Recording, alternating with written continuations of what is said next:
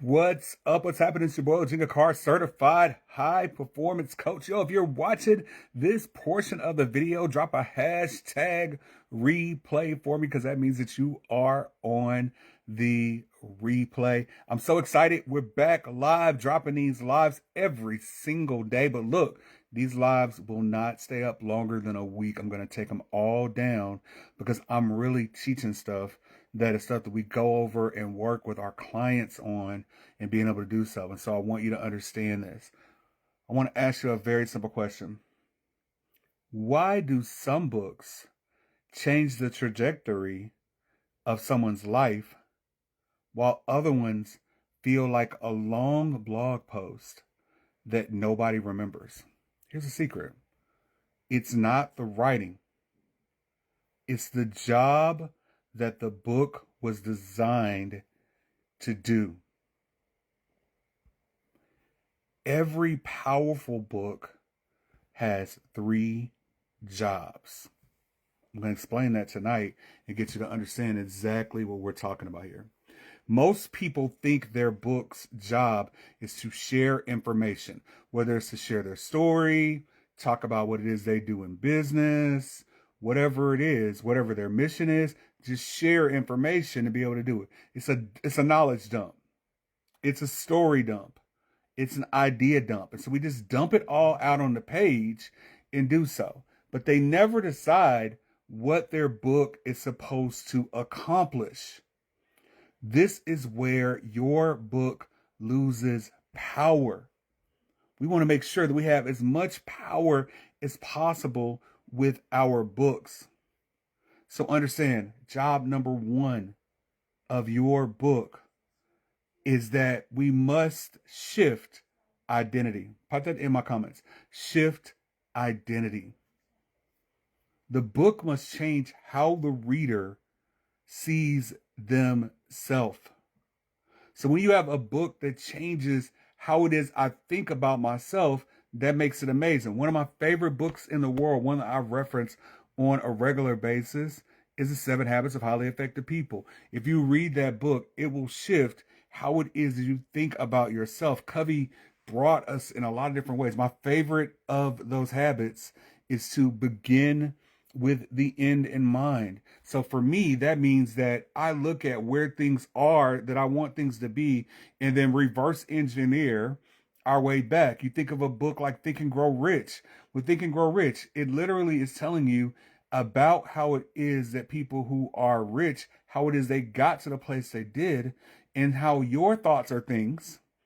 And to be able to, the big concept from Think and Grow Rich is that change is as easy as turning over a glass. That's something that was a big piece for me to understand the fact that change or shift in my life is just as easy as turning over a glass. And so to be able to know that, all right? And so the thing is that when the reader gets done with the book, what you want them to think is that I'm not the same person that I was before I read this. So we've shifted someone's identity in a book. And so if you're writing a book, we got to figure out how it is that we're going to shift someone's identity. The second thing is that we need to deliver a framework. I am a framework junkie. I love frameworks. And so your book should deliver a framework. There should be a framework that's tied around it. And great books give readers a way to think. It gives you a way to be able to think about it, what it is to do with it, not just motivation. How do we give structure? Okay. You're going to hear me say that over and over again. Structure is everything. Okay. And so when we think about that, you think about Blue Ocean Strategy, where it tells you a different way to think, not motivation, but a framework of how to be able to work through it. And that's really it. So understand that in our company and what we do with our 30-day book explosion, we help people figure out frameworks for whatever it is that they're doing, and then they can teach that framework. That framework becomes teachable. It becomes something that you can take into another place. It becomes something that you can be able to create in a different way. Frameworks make books memorable. We want to have a memory about our book. So we shift identities, we deliver a framework. The third thing is important is that it creates a path forward.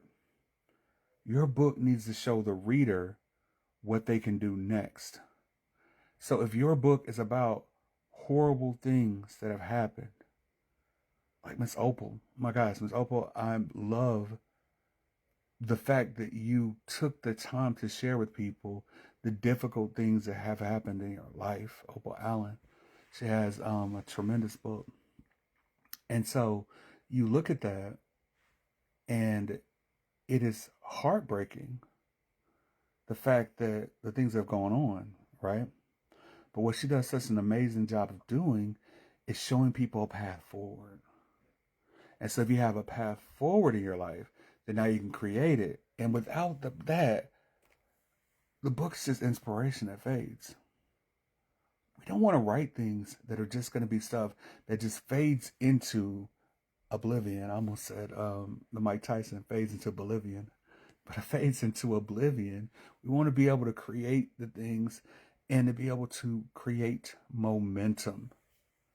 So, if you're writing a book right now, first of all, give me a thumbs up if you're writing a book right now. Which of these 3 jobs is your book actually doing? Because if your book is not doing all 3, your reader will feel like something is missing. So absolutely will your friends and family buy this book from you. But understand that when your friends and family buy a book from you, their intention was never to read it. Their intention was to support you. So maybe a few will read the book. The thing is that we need to understand, in order to reach to a broad-based audience, we have to be able to create and do that. So look, yesterday we talked about book architecture. Tomorrow we're going to talk about something that stops authors more than anything else.